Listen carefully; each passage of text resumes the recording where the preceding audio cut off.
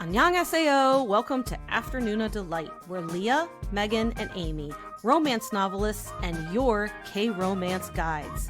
So grab some dekboki and listen to your new favorite unnies.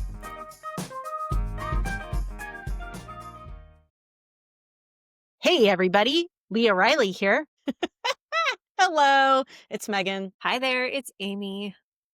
We're all together because we weren't last time. We weren't the last two times. Oh my gosh, has it been the last two times? Wow. Because you did My Youth, or you and I did My Youth, and then Leah and I did Mask Girl and Frankenstein Right. mashup. And so now we're all back. And we've been talking like off pod for like half an hour. That's often what we do if it's been a We while. have to catch up. Yeah. We'd catch up and just, see how everyone's doing, do a little mental health check-in. So the Much last time needed. that I was with you all, I was wrapped in a blanket, and I've decided that I am going to endeavor to be more professional tonight. I actually love that. I did because I made a reel of that episode. So that episode was the Bechdel test. And you had this like blanket on you and the hat, and actually like you looked really cute in the reels. Like I was like, maybe we should be doing that. Like maybe we should just be like in a corner of a couch, like holding a stuffy. We just we're gonna need like the mic stands. I need like a selfie stick, and I'll just lay in bed. Yeah. See, Yeah. I do it hidden away in my room so that my cats aren't part of the podcast because they would Same. be otherwise. Yeah, mine are, but every time, so I have my door right here and my male cat who's like up my butt all the time. Every night when we are done podcasting, I open up the door and he's sitting right there waiting for me. Every Mine will be single out there. night. Mine will be outside the door too. Yeah, I mean, it's sweet that I'm glad I'm wanted. Like, it feels very nice. He's also like a pain in the ass. He just wants me to like get into bed so he can sleep on top of me. So it's really just my body heat that I think he likes. But So my cat he hasn't fully abandoned us. I thought he fully abandoned us because he left for 4 days because he's adopted in these other houses where at one house he is called Lenny and the other house he's called Pancake. They have Stop it. renamed him? Stop No. it. So he's at least a member of 2 other college households because they have stopped me to be like, is the orange cat yours? And they're like, he lives with us sometimes and his name is Pancake. And I'm like, well, that's where he is. So now, like, I mean, he could be dead in a ditch and I'll be like, I guess he's Lenny today. And instead he's like, help me. And I'm like, I don't know. I feel like I'm getting to the point where I'm going to be walking up my street and I'm going to look over at one of the college houses and he's just going to be in the window watching me. Just chilling. So his revolt is because I would stop giving him wet cat food because he is like an addict. The minute it cracks, he eats it. And I get it. Like, it looks delicious compared to dried cat food. It's stinky and gross. But he wants to eat upwards of 9 cans a day. Like, once it goes, he's like, he can't stop. Like, he just like, as soon as he finishes eating it, he just starts screaming. And he screams until he gets it again. And everyone just eventually loses it and gives it to him again. And at one point, I was like, he ate 9 cans today. And these are not, it's not cheap. No. Either.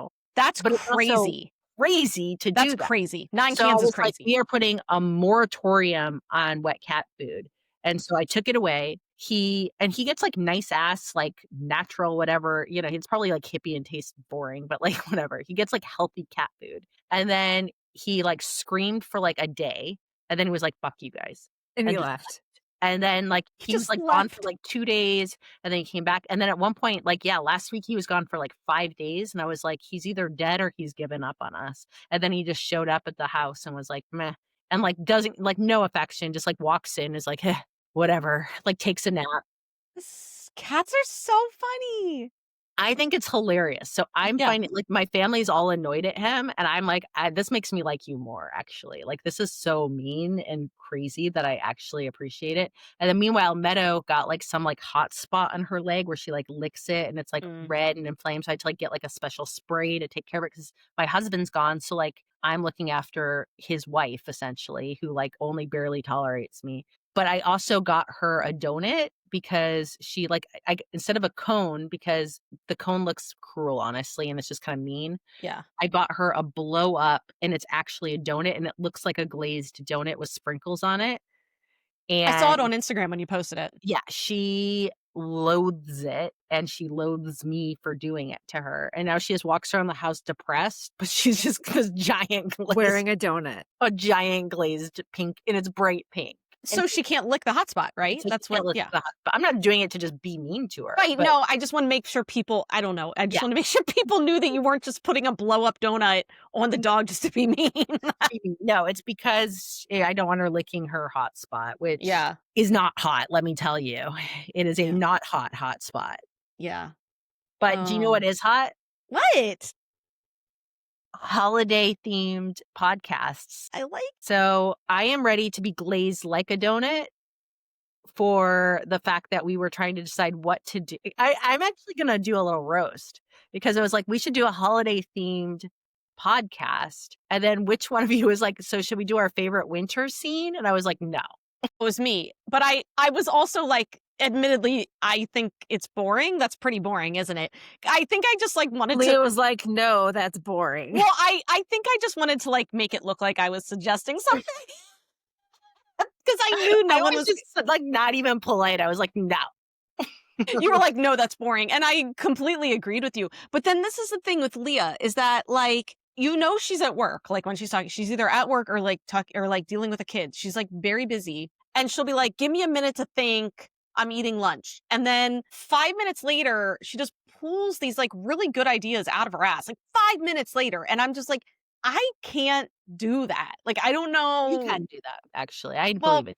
probably. What I was But gonna say to glaze you is that you don't just say no, that's boring. You say no, that's boring. How about this? Like you right. give you give an you give alternative. You're not just being a dick. correct. No, You're yes. being I a dick, and agree. then you give a new suggestion. Yes. I am a dick, but a useful dick.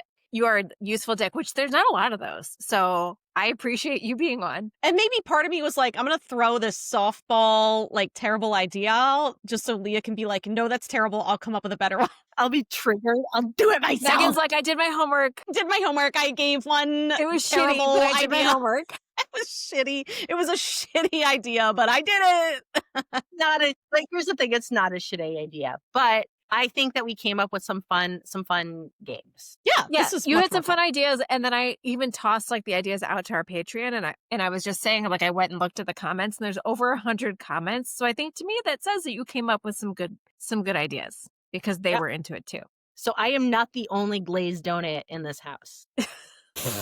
You should be wearing it though. You should be wearing it. Go get Meadows Go get the donut. donut. Go give Meadow a break, and you wear the donut. I am tempted to get it. Yeah. Funny. I didn't even know that was a thing, and now I do. Yeah. Instead of the cone, the donut of shame. yeah, maybe you can get that for your cat if your cat ever needs a cone. How small of a donut would that have to be?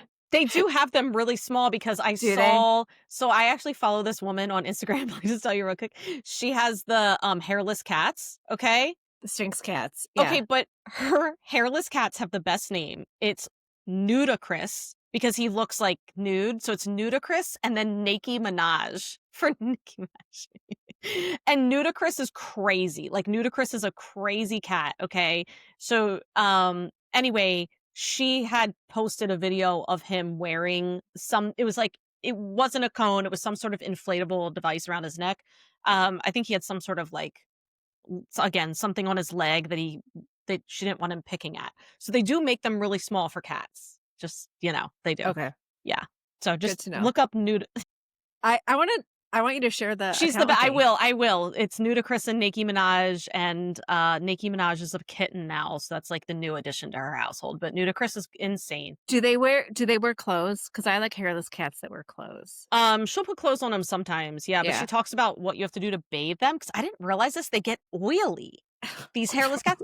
Yes, they get oily. She's like actually shown where like if she's like hugging them, they leave behind this like No, oil on her film? clothes. It's like face oil. It's like Right. oil Sebum. yeah, it's like sebum, and they'll leave it. like blotting, like little blotting. Well, she says I think that's when she knows they need a bath. So like it develops over time. Does that make sense? So like if they do leave behind oil, she's like, okay, it's bath time because you have to You regularly. just turned bathe. me off of ever I getting know. a Sphinx cat. I don't want to own one because I've seen all that this woman has to do for these cats. But she's very funny, and Nudicrous loves her, and he'll like pout over things. And he'll cry against her. He's like a child. He's like a toddler. Like he must have a high intelligence level because this cat is so funny. So I'll find it and share it with you so you can follow Nudicrous. We can even post in the show notes so Yeah, everybody if can you follow want to follow Nudicrous. Nudicrous and Nicki Minaj. The oily cats. The oily cats, I know. It's like my worst nightmare. It was like you had me and then you like lost me so much. Like animal vomit and then an oily cat. All right, so which game should we play first? We have What Haunts Me, we have Snowball Fight, or we have the Naughty or Nice list. And then we have the what are we? I don't want to be then we have our like Hanukkah section. Our Hanukkah section. and then we have the token Hanukkah question. I was like trying to frame it. I'm like, there's none. There's no way to frame that. And then nicely. we just want to make the Jew feel seen. Oh, So that's this so doesn't funny. even really fit, but we're going to say it's a Hanukkah question because I use the word light. Yep. Happy holidays, everyone. Happy holidays. Happy holidays. Oh, too funny. Oh my gosh.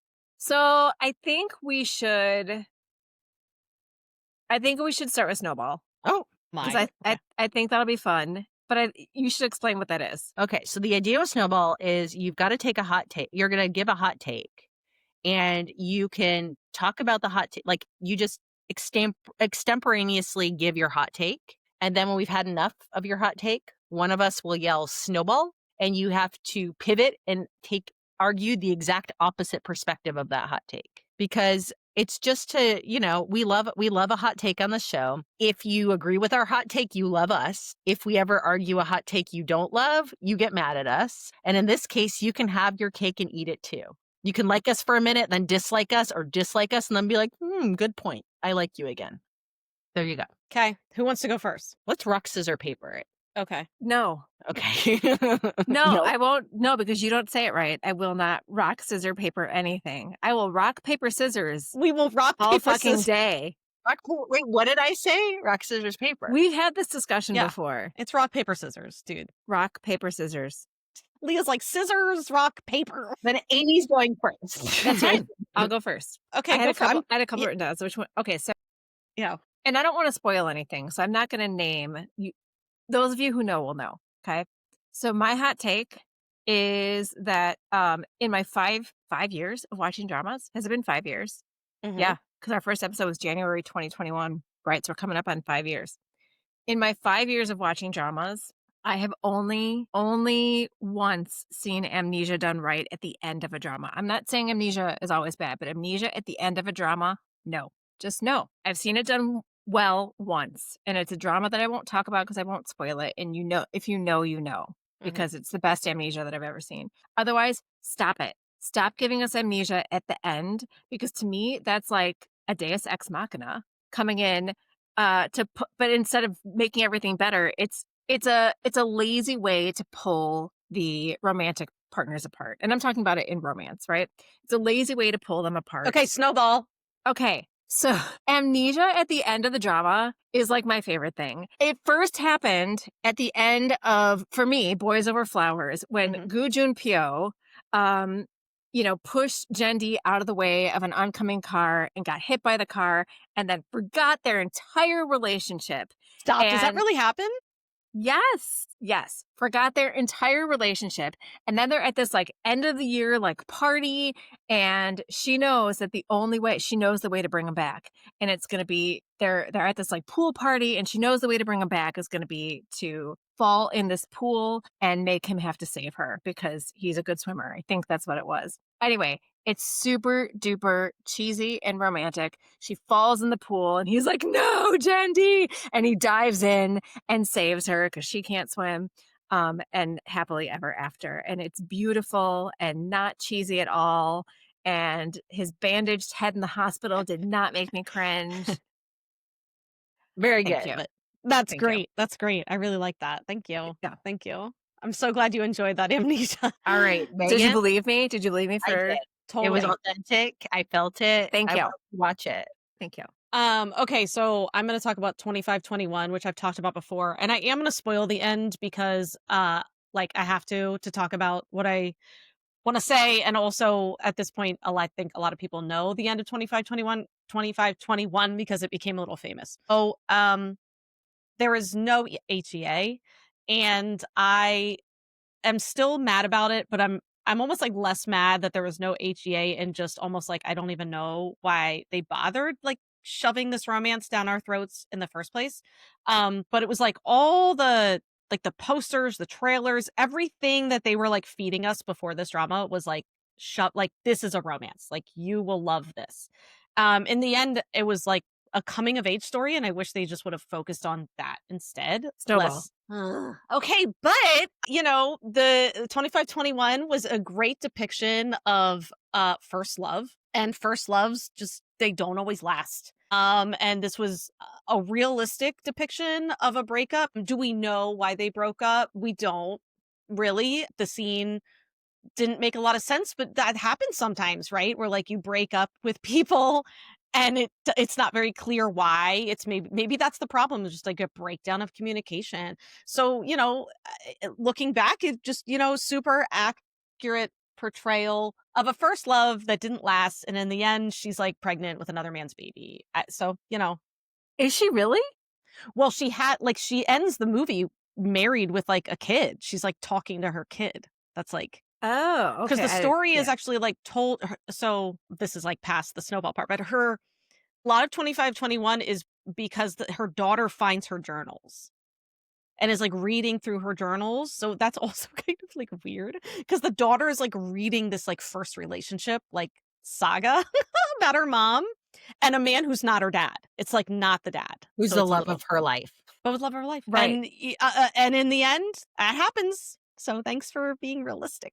So, my hot take is that for Squid Game, season 1 was the perfect ending. So, I feel like, at the end of season 1, we've got the hero like turning back at the airport. His hair's red. He stares down the camera, and there's just like a perfect amount of ambiguity. Like, what's he doing? Like, is he going vigilante? Is he joining the resistance? Is he like, has like the game made him, ruined his like mental stability?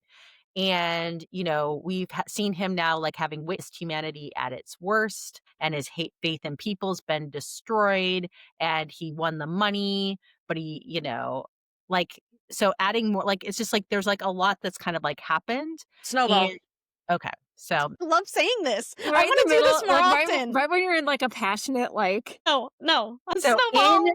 season 2, this is an ending that demands continuation. You can't show the hero clearly on a mission and just not follow through. That's not ambiguity, that's a cliffhanger, and it doesn't give any poetic closure. It's like a statement of intent. So if it had left there, it would have felt incomplete and not artistic. Plus, is the story really over because the system still exists? When season 1 ends, the games are still running, the frontman's still in power, the VIPs are still out there. So the deaths would mean nothing and the cycle continues. So season 2 is about like, can one person actually fight back against the system? And that's just kind of like the natural evolution of the story. Plus, like, who's running this thing? How global is it? What's the front man's real story? Like, there's just a lot more things that are coming. Plus, we know that like the games, like new games will mean more social commentary. And while, the cultural moment of season 1 Squid Game happened at a time of like pandemic, economic anxiety, K content rising, really, like in season 2, we have like, that's all happening. That scope is darker. The world out there is darker. Like the haves and have nots and the cultural, like the capitalistic economic warfare just feels like more pertinent than ever. Nice, nicely look at done. you. That's like debate team I caliber. know, that's debate team level. Which one do you think I believe? Oh, I think you believe. So they're both very convincing, and I thought you were starting with what you really believed. But because I know that you love every season of Squid Game, I'm gonna go with your I was like, rebuttal. fuck, just ended as season 1. I never wanted Yeah, to end it as season. Like, I was yeah. surprised when it was gonna be like when it went like that, but I was happy. So do we I want feel to like such do a we want basic to do? I love Squid Game. No, that's Squid awesome. Game. Okay. So now you choose. Do you want to do what haunts me, or do you want to do Well, no, I was gonna say, do we want to give a couple Patreon hot Oh, yeah. takes Yeah, let's do that. since we've got them? So head on over to the Patreon. Um, let's see. We can't snowball them though. No, we're not Yeah. snowballing them. We were just asking them for hot takes. Um, Okay, so here's a funny one from Gavin that I think goes for you too. My hot take, and this could be because I finished it at 3 a.m. and was half delirious with sleep, but I think the ending of My Dearest Part 2 is great. And he wasn't suffering from amnesia, but a case of noble idiocy because he knew that if he stuck around, she would be in danger. He still wanted to be with her, though, and that's why he left all the little clues for her to find him. Hot take or just delusional? The Lulu is the Salulu.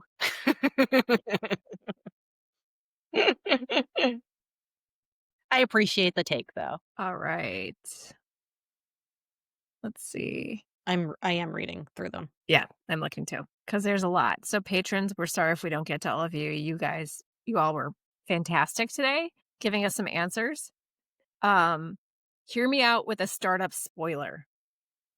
Okay. So I just totally spoiled My Dearest. So I'll give a warning of that in the show notes that when I start talking about My Dearest, I spoil it. But anyway, so if you don't want to be spoiled for a startup, I usually give a glib good boy friend zoned himself. But as I was typing that, it came to me that his story was about personal growth and redemption, not a romantic one. This is always my thought on Good Boy too. He he So was a bad. better boss, mentor, and person at the end of the drama. He had formed in-person relationships and was ready to start a relationship not anchored in his past trauma. And that was always my take on Good Boy. So I Same. like that. Like, I I dislike that take, except for the fact that I like the ending I wrote him, so I will accept You this did write him a fantastic ending. in If you our, like, if you go back to our second lead SOSs when Leah did Good Boy, it's one of my favorite ones. Yeah, it's actually Leah's SOS is probably my favorite SOS that we've ever done, but I agree with that take about Good Boy. And I'm pretty sure at least I argued that on the Good Boy on the And Startup we did talk podcast. about that because that Yeah. was that he was finally ready for a relationship at the Mhm. end of Startup. Mhm. Mhm. Hot take from Katie, which I agree with too. Hot take: sad and or tragic stories are good, actually. Yeah. I like them. I do like them. Um, that I mean, that even kind of goes with one of my hot takes that I was thinking about. That like for me, if a drama makes me cry, that's an automatic like check the box. It's a good drama because it made me emotionally react. I don't disagree with that take, but I will just say that, like, lately, I just have not been in the mood to feel And that's like, totally fine. yeah. Yeah. So I'm not saying, like, it's inherently, like, a incorrect take, like, many of my favorite stories have, but not at this moment in my life, I am, like, a fragile, like, I I cry over a lot of things. Like, I don't need any more, like, input of sads. Yeah, I like this take from Erin. She says, "I don't think I have to convince anyone, but but I will not accept the idea that Kim Min Ha is not absolutely stunning." And Cheers. I Literally agree. She's been true. getting she's in Typhoon Family, right? Well, she was amazing in Way Out Club. We were obsessed with her. I watched the whole music video that she is in, RM's music video. Yep. Thank you, Talia, for introducing me to Pachinko. that. We met her in Oh, she Pachinko, was in and Pachinko, and yeah, then she's in Typhoon Family now, and she's just delightful, and she apparently is getting a lot of, like, comments, from netizens who don't find her stop it, attractive. No, stop it. it's actually been, like, bad, like, she's been getting it's just some real backlash about her looks. That's it. She's It's the only reason. beautiful. She's stunning, I think she's unique looking, I love her, and I think that that's crazy. Her And she's freckles a are my phenomenal favorite thing. actor, too. And Yeah. I think it's just, like, she's got a really unique face, and I think that, like, if you've got, like, a standard, that means, like, standardization is gonna be considered to be, like, the thing, and, yeah, her face doesn't, like, hit with it, but I mean, I think that for our purposes, like, we don't adhere to standards in terms of looks, and she is, I mean, one of the most memorable, attractive people I can think of. Yep. Love her Not freckles. that, like, you have to be attractive to, like, have value either. It's just, like, in my opinion, she's, like, hot as hell. Yeah, agree. Okay, so I was talking about this before we got on tonight, and I wasn't sure if I saw it in the Patreon or not, and I did. So this is from Yarrow. Hot take: red flag male leads make for some of the best K-drama romances, or at least most interesting characters. Exhibit A: male lead in another Miss O. His redemption arc is seriously redemptive. B: this is for you, Leah, Mr. Goo. Mm, Mr. Goo. Um, See, Gong Ryong, slash Lee Min Ho and When the Stars Gossip. I can't comment on that. His hot mess red flag character was interesting to watch, even though the show was a disaster. And hot take number 2.5, we need more red flag, hot mess male leads, please. Yeah, I agree. I like it when though I mean, I respect Yarrow and her love for another Miso. I strongly dislike that drama. I didn't necessarily think he was a red flag. I just didn't like him. I like red flags that like you can sense what's underneath, kind Yes, of. And if I don't like get that, I often like get turned off from them. agree. But so I feel like I have maybe a little less tolerance for red flags than some other people. So I actually want to say that I want worse. So Yeah, I was actually gonna say what I I would think like to see is like I want to see some like dark romance heroes that are like I want like full who hurt you and I want full like I will burn the world, but you're my little baby. Like I want to see that. I'm bad for everyone, but I'm good for you. want red flag heroes like Kin and Kin Porsche because he was super red flag, super terrible, didn't I, doesn't necessarily have great morals. He did some shitty things. He was a major red flag, but yet there was like something about him though that drew me in. So That's what drew me to Kim Woo Bin because it was his character in The Heirs, right. like Choi Young Do, and also, it might not have been my favorite drama, but Gwang Il in My Mister, that is a character that I will like never forget.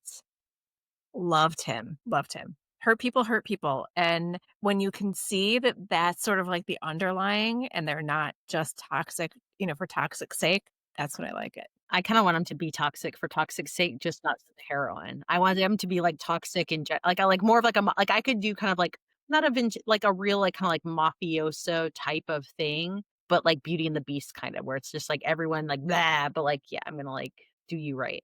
That's what I'm in the mood for that kind of a thing. But what haunts me is the idea playing off of the idea of kind of like a Christmas carol where you've got the ghost of Christmas past, the ghost of Christmas present, and the ghost of Christmas future. Hmm. What is a drama that used to haunt you, but no longer does? What is a drama that's currently haunting you?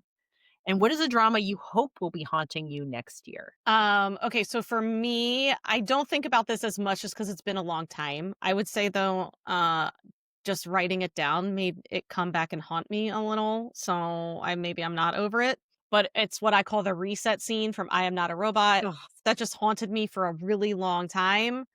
And honestly, just thinking about it again when he reaches to press his beloved robot's button to completely reset her so she doesn't remember the connection they had because he's like developing feelings for her, but he thinks she's a robot.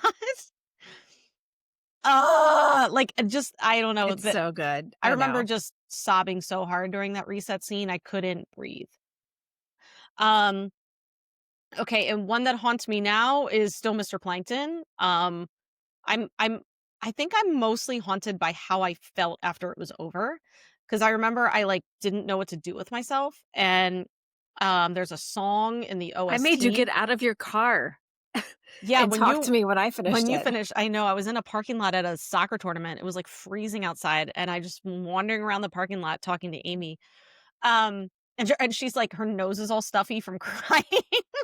Anyway, um remember I listened to the song from the OST over and over again, and, like, what haunts me was, like, that moment where I was, like, listening to the song and, like, I was figuring out, like, why the drama affected me in the way it did, and I was also, like, forming my, like, lasting feelings for the drama, and, like, that was actually, like, I loved that moment because I was like, "This is why the drama meant so much to me." Like, this song is sort of making it all come full circle, and so I'm still really haunted um by the character, by the ending scene, by, like, kind of everything about Mr. Plankton.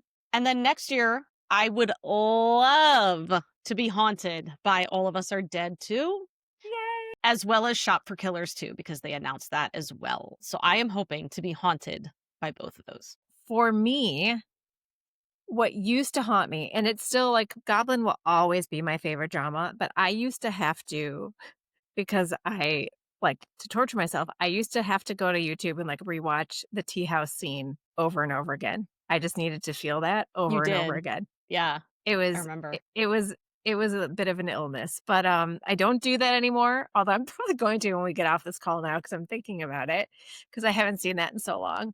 But I'm not haunted by it anymore, so it's okay. What haunts me now, the drama that haunts me now is Way Back Love, and I I think that's know. pretty obvious, like, I've been Yeah. talking about it, like, a almost all year, like, since we watched it in the spring. Um, I love that drama, I wanna watch it again. Gong Young and Kim Min Ha, their chemistry, their friendship, their romance, it's I mean, I can't get enough of it. It was just absolutely gorgeous and tragic. Love it so much. And what I hope will haunt me next year, aside from the ones that you mentioned, um, Gong Yu has another drama coming. Oh, right. Right. Um, More of a modern historical. It's called Show Business with Song Hye Kyo, and I think it takes place in, like, the '60s and '70s. Um, I just come on. I mean, like, I mention this every time, but, like, when Megan and I did our podcast about The Trunk, I realized that I like The Trunk a lot more than I thought I did once I talked about it, but it wasn't everything that I wanted it to be. I want Gong Yu in a romance. It can be a sad romance, but a romance nonetheless. You know, like, that was my favorite thing about Goblin. It was a sad romance, but it was a romance nonetheless. Give me a freaking romance, please. Let Gong Yu do what he's meant to do. So something that used to haunt me, so this is a spoiler for Reply 1988, but the zoom ahead if you don't want to hear it. The love triangle in 1988 used to haunt me. It did. So I was team Jung from Boner Alley. From Boner Alley onwards, I was all in. And while I really liked tech, that was just like not my like, I was a Jung man. I was too. But I have accepted tech over time as the right choice. It's taken a while, but you know what? Maybe I've never done their second male lead, have I, for Jungwon? Maybe that's the catharsis Ooh. for me, is a second male lead. Yeah, Yeah. right? Yeah. I think that there's something there for that because I loved him. What's haunting me now is Mask Girl, especially after our podcast where we talked about it in context against Frankenstein. I just keep thinking about it and all the things that kind of it's like saying about everything. And also just the fact that there's no real like catharsis either. Like it just sits uncomfortably. So you just kind of like keep going back to it over and over and like picking at it. And each time you pick at it, there's like something new to like think about with it.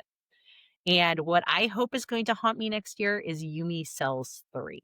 Oh, That's right. I've been yeah. Yes. waiting for this, and the leads in 1 and 2, Goong and Yu Bobby are my babies, and I want to suffer for them because the noted lore of Yumi Cells, because it's a webtoon, is that like it's Yumi's like it's about like failed relationship 1, then 2, and then in 3 there's like an HEA. And so I want to suffer for my precious babies that I fell in love with in seasons 1 and 2 because they are great. And I want to fall in love with a new man, and I want to know who is going to be cast in. Like I want them like I think they like hasn't it already. I feel like there was a hint about it. Yeah, let Yeah. me look it up because I feel like as I'm saying this, like, now I'm like my, like, little tiny brain is like, "Wait, isn't there?" I feel like it was announced. Yeah, it's going to be Kim Jae-won, and Kim Jae-won, he is adorable. So he was in King the Land, and I think and he was in he was in Our Blues. And we already talked about this, and we talked about Our Blues with this, so I'm already just like, I forgot, I remembered, now I know again, and he is adorable, and so I'm excited. Good. Good. He's oh my goodness, he's 24. I know, but you know what? Nuna romance. That's fine. No, I like a Nuna romance. So Alright. most likely to return a shopping cart, I had, Moon Gang-tae from It's Okay to Not Be Okay because Oh he's gosh, got that, yes. Oh, like, responsible caretaker energy. So, yeah, he's gonna be at Trader Joe's, unload the cart, and then push that cart right back to where it belongs every yeah. time. So I've Yeah. got one, and I mean, just talking about Way Back Love, Gong Myung's character, Kim Ra-woo would definitely return the shopping cart. Yeah. I have one for the next one. Okay, so most likely to give up a subway seat. Yeah, to someone in need. I'm actually gonna say Taepung from Typhoon Family, played by Yes. Lee Jun-ho. He is the sweet like, this is just this is who he is in the drama, like, repeatedly. Like, he's just gonna kind of sacrifice for anyone, stranger. It's actually funny. I wanna name one other because 'cause we're really getting it right away in Dynamite Kiss, and that's the female lead in Dynamite Kiss. Ooh, yeah. Yeah. What's Oh, her yeah. character? So the I wanna do a whole thing on Dynamite Kids of just the sheer amount of save the catting that's happening. Thank you! Nonstop save the cat. Oh my She gosh, that's awesome. Oh, it's well, on Ujin, and she plays Godaram. The amount of Save the Cat that happens in episode 1 is wild, It's and I it goes loved on it. into 2. It's so much. Like, It's so much that I'm like, it's becoming almost like an inside joke how much it is. right, like, we get it, she's a good person. Like, Yeah. okay. Like, I Okay. mean I Okay. mean, I love this her. I isn't love her too. right, this isn't a spoil it happens in episode 1, but she legitimately helps an old lady cross the street. Like, it's the most Save the Cat, like, I it just is so funny to me, and so that is Yeah. it's her. It's enjoyable. I did Young Sick from When the Camellia Blooms for this because not only would our golden retriever give up the Oh, subway seat, he would also like chat your ear off and carry your groceries home. 100%. Yeah.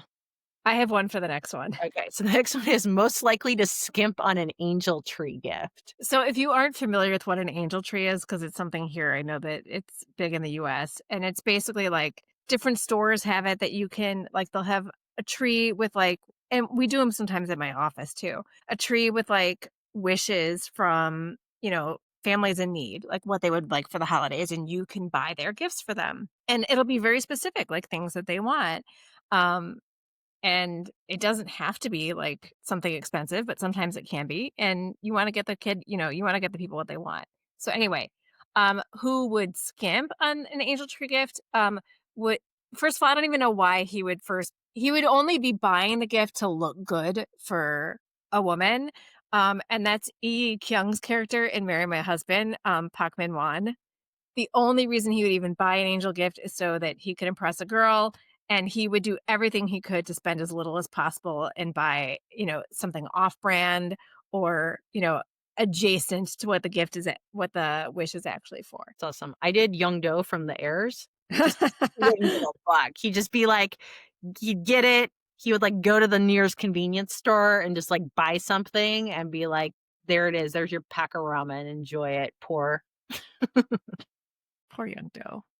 Okay, then the last one is most likely to pass off store-bought as homemade. Other than myself. Pretty sure, oh, what's the actress who plays the lead in Hometown Cha-Cha-Cha? It just, like, slipped my mind. Mhm. The dentist? What? The dentist? Yeah. Shimina? Shimina, thank you. Well, I mean, that's the actress, not the Right. character. I don't But know I'm her pretty sure character. she's a really bad cook, if I'm remembering correctly, and, like, the, what was his name? Oh my god. Oh my god. Her name was Yoon Hae-jin, and he was Dushik. Dushik. Yeah. Dushik, like, pretends. I mean, that's kind of a trope, but I loved it. So I did one that was just more conniving, which was the Eighth Prince from Moon Lovers, because he is like charming and calculating. So he would smile sweetly and give you the plate of cookies that he had, lying through his teeth that he baked them himself. Ooh, Kankan will feature twice in my list. What a Look at that. surprise. Okay, I'm going to jump in and answer this one just because we just talked about him. So most likely to shovel neighbor's driveway, I had Dushek from Home. My god, Dushik. Absolutely. 100%. Literally his whole 100%. personality. Yeah. He would be yeah, the best. the best. And then a couple most likely to wear matching pajamas. I did the business proposal couple, Hari and Temu, just Oh. because I don't know. They just feel like matching couple or matching pajama people. So I'm gonna say, actually, I think the leads from My Youth would. I really do. I do too. I they think the already- leads and the second leads would. And the second leads, but there's like a scene where they're Yes. like decorating the Christmas tree and they're all cute. And I was like, they would totally be wearing matching pajamas right now. Like I could totally picture it. His would be oversized and maybe he would wear his overalls on top of them, but My he'd be wearing them underneath in spirit. So if you're not watching Typhoon Family, like what you don't know is that Junho's character, Kim Tae-pung, and his mom fall into ruin during the IMF crisis, and they end up going and living with Kim Min-ha's like family. It's her sister and her little brother and her grandma. And I could picture them all dressing in matching pajamas together for like a little found family Christmas. 100%. Oh my god. And with Namo, his, like, friend who's Yes, dating the Kim Min-ha's sister. little sister, which Yes. is love that second, like, I at They're, this point, I'm almost watching the drama for the second lead because I love them. They're yeah, so they're cute. great. They're great. I will say, like, even if dramas haven't been hitting it out of the park for me, the second leads have been hitting it out of the park for Right? me, for sure. Absolutely. Absolutely. Right. Is there anything else from the Patreon to I threw the Hanukkah question at them without calling it the Hanukkah question. I already forgot the Hanukkah question existed. It's in Sorry. there. Token Hanukkah question forgotten. Forgotten. So I will tell it to you all, even though Leah came up with it with her token make me feel seen question. Instead, I feel mocked. No, I'm kidding. No, because I have an answer for it anyway. Yeah, So this is a good one. share a K-drama moment this year that is a real light for us. And it could be from, it doesn't have to be like a K-drama specific moment. It could be from a fandom, a show, Patreon, etc. So I'm going to give a shout out to our patrons, not just like in general, but I want to quick shout out to my experience going to the Run Suk Jin concert in Newark in was that August? Oh my gosh, it was like forever ago. So I am a very shy person. I have a hard time reaching out to people I don't know very well. And I was on the fence of whether or not I was going to even see Jen's show because there was no show near Chicago at all. And it meant traveling and like put on top of that, like I have travel anxiety. So long story short is one of our patrons, Jen, reached out to me and said, "Hey, I heard you were thinking of maybe doing the Newark show. I would love to go to the Newark show. Do you want to go together?" And I was like, "Oh my gosh, yes." And then I turned it into this whole like Amtrak trip with my kids. I would never recommend training to Newark again, but anyway, it was an adventure. But I will say this. So I met up with Jen to go to this concert, and then we met up with a handful of other patrons the night of the show at a like brew pub across the street from the arena. And honestly, like I love meeting our listeners. I love meeting patrons, but I'm also, like I said, I'm shy. I'm socially awkward. It was so much fun. It ended too quick. Like I was so sad when we had to go into the arena and say goodbye to each other and that we weren't hanging out with each other for the rest of the night. I mean, Jen and I had a great time at the show because we were sitting together, but like I don't even know like how to express like how easy it was to just meet all of these people that I had never met before. And it was like I'd known them my whole lives. And we had dinner together and we had drinks together and we, went over to the arena together. And it truly is like a community that I am so grateful for, that my socially awkward ass is so grateful to have these people that I can have these experiences with. I know that people go to concerts on their own, and maybe I'll get there someday, but I'm not there yet. And this was a really great sort of foray out of my comfort zone. And it was a really, really wonderful time. I'm so So glad you that's went. my light. That's my Hanukkah light. Yeah. So for me, it's something similar. I went to 2 ATEEZ concerts this year, and they were l I didn't realize how badly, like, I needed them until I went. So I went to the first one was in Baltimore, and I went with a friend, that I'd known for a really long time, and, she's kind of, like, from the book world. And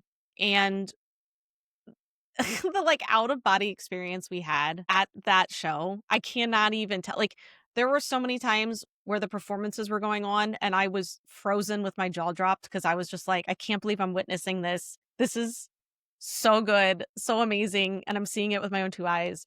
And it was so much fun. And then on a whim, I was like, "You know what? I am going to go to Texas for less than 24 hours, and I'm gonna watch them again, in a stadium." And I literally was gone 24 hours because I parked my car, uh, at, like, I 1 still can't PM. believe you did this. Yeah, like, 1 PM, and then I got my car again at, like, 1 PM the next day. I mean, it was or yeah, the next day. It was crazy. It was truly, truly crazy, and I'm in Pennsylvania, so I flew to Texas. But what was amazing was, like, the amount of people who reached out to me from, like, the Patreon and everything who were like, I think it's really cool you did that. Like, that's like, I really do. Like, it's inspiring that you just like grabbed life by the reins and just did it. And because that is out of the norm for me. Like that, I remember I was like, am I doing the right thing? Is this weird? And you guys were like, no, no, you got to go do it. And so, but it was like the support that I got from people, because I was like, are people going to think this is like weird or like excessive? But it was like, people are like, no, the Patreon, our listeners, they were like so happy for me. They're like, I'm so glad that you did something like that to bring yourself joy. And so, yeah, that was just such a light for me this year. I know, you're right. That's on them. Yeah, that's their problem. Because I will be showing what excessive looks like next year. Right. God willing. So yeah, I mean, I'm gonna echo just what both of you said, which is for me it was concerts because it had the mix of getting to like hyperfixate on my like supreme special interest, which is BTS, but then also getting to like hang out with friends and then getting to like meet folks from the Patreon. So for me, I'd say that like all of like every single like getting to go to see J-Hope and getting to hang out with Amy was amazing. Yes, I didn't want to like. I'm not minimizing that. Like that was a great. I was like that happened this year too. No, I was just giving one No, example. no, no, but it no. I is know. I'm just giving like yeah. a quick run. Like Yes. being able to be in Korea, amazing. And then the one, yeah, that I think I'll just not that it's the like they're all amazing, right? But the one that was just funny was because I'm in the same type of chaos right now, is when it comes to 2026, knowing BTS is gonna have a tour, I'm trying to plan nothing. My 20th anniversary, my wedding anniversary is next year. And my husband's like, what are we gonna plan? I'm like, bro, we can't plan anything. Like we gotta know what Yeah, like you gotta know I'm the not gonna be tour at my dates. anniversary and then be like, "Oh, like, they're at Levi's Stadium up the street." Like, no. So I was like, "Yeah, we'll plan something when we know what BTS is doing." And so that's been my answer for pretty much everything, except somehow in my cursedness, I am in charge of organizing our summer professional development conference for my job. And so I've been like just sitting on like announcing the dates. And I had like somebody who like does operations be like, when are we getting those dates for like the Summer Institute? And I was just like, and I honestly I slack them and I'm like, real talk. I'm trying to wait for BTS tickets. Can you just give me like one more week just on the off chance? Good for you. And she's Yeah. like, this is kind of wild. And but I like know her okay. And she's like, all right. She's like, I'll accept it. And I'm like, I know I can't like push it more, but like I want to push it to like the opposite end of like Thanksgiving break. And then we'll just at that point I'm gonna have to guess. So I pulled up 3 dates by looking at SoFi Stadium. And I'm just like, this is like the most like hackneyed gauge, but I'm like, okay, I'm gonna use SoFi because, again, like that's gonna be like probably my closest venue. I'm going to push really hard for when it's World Cup season, which is going to be very early in the summer. So people are going to be like, Summer Institute's normally in August. I'm like, but wouldn't it be great to do it like the first week of June? And so what happened is last year I picked a Summer Institute date and I was like, obviously I'm good because like there's nothing that's going to be happening right now. So I am good to pick this time, like no stress, pick it. Jin announces his tour and comes to Anaheim over the dates I've picked. So I'm like, fuck, I can't. And so I started to be like, I can't do it. I can't do it. And then I had to be like, it is me. I can always do it. I can do it. I just have to figure it out. So I gave up doing night 1 because I've seen him already in Korea. So the second day I was at the like it was our closing day. I told my team, I'm like, I'm going to bust ass the entire time, but Friday I am going to fucking dip. I am leaving. I'm leaving the conference. Somebody has to hold it down. I will do everything for everyone, but I am going to go. Then I had a car pick me up at 12. I jumped in it. I got taken to San Jose Airport. I jumped on a plane. I flew to Anaheim. I jumped out. Megan from Afternoona Army picked me up and we went to that show. And I was back the next day. But yeah, and I feel like that was really fun. And I got to like meet Courtney and Gavin from the Patreon and got to see like Jeannie and Susie. Like there were just a bunch of folks that like I feel like I don't normally get to talk to or see. And it was just so fun to meet people again. Like, obviously, like I usually see like Becky at concerts from the Patreon or like always Megan and Tanya and Elson.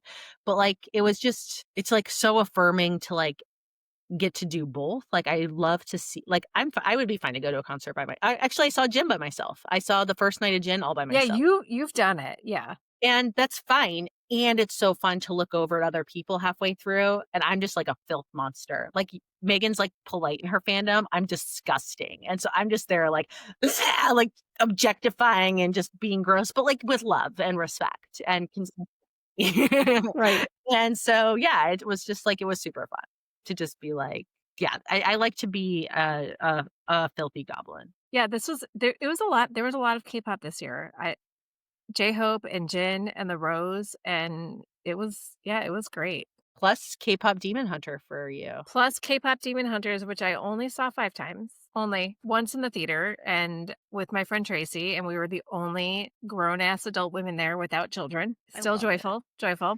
Yeah. Let's do a couple of light in the darks from our Patreon. Um, because they've got a lot of stuff going on here, and we're never gonna get through them all. So again, thank you to our patrons because they're y you gave us so much today, and we're not gonna be able to share it all, but I love that you all, came in and answered. Heather has a nice one. So, she says the Patreon gift exchange was a huge light in the dark moment this year. What a joy it brought to both give and receive. How special it was to see, recognize, and appreciate the people in this community, and to be seen, recognized, and appreciated in return.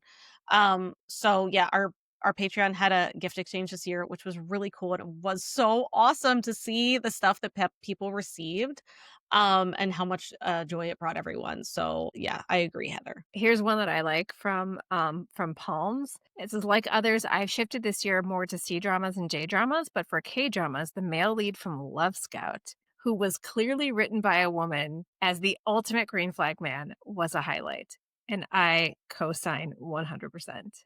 Lori says, it has been super fun for me this year to share my K drama love with the next generation. So, my daughter and 2 nieces. It's been a great way to connect with them, fangirling over favorite dramas, and sharing my top 10 list with them. My niece was so blown away by Chloe, her first K drama, that she asked to schedule a call with me so she had someone to talk to about it. That is so cute. I really, really love that. Good for you.